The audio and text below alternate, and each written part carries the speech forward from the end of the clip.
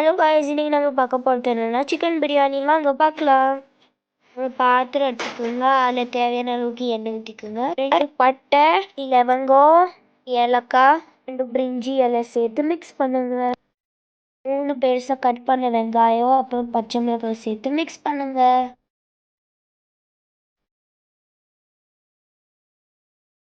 நெய் சேர்த்து மிக்ஸ் பண்ணுங்க. அளவுக்கு இஞ்சி பூண்டு பேஸ்ட்டு சேர்த்துக்கோங்க. நான் 1/2 கப் தான் சேர்த்துருக்கேன். 1 ஸ்பூன் மிளகாத்தூள் சேர்த்து மிக்ஸ் பண்ணுங்க. தக்காளி கட் பண்ணி சேர்த்துக்குங்க. அப்புறம் மிக்ஸ் பண்ணுங்க. வதக்குங்க நல்லா.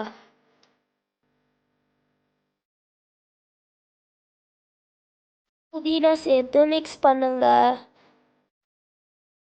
5 வாட்டி சிக்கனை கழுவி அதில் சேர்த்துக்குங்க. கொஞ்சமாக தயிர் சேர்த்துக்குங்க.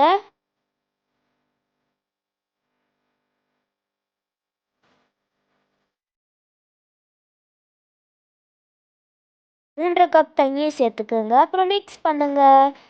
தேவையான உப்பு சேர்த்துக்கோங்க. அரிசி 1/2 மணி நேரம் ஊற வச்சது சேர்த்துக்கோங்க. நான் 2 கிளாஸ் தான் சேர்த்துருக்கேன். உங்களுக்கு தேவையான அளவுக்கு நீங்கள் அரிசி சேர்த்துக்கலாம். கொதிக்க விட்டுருங்க.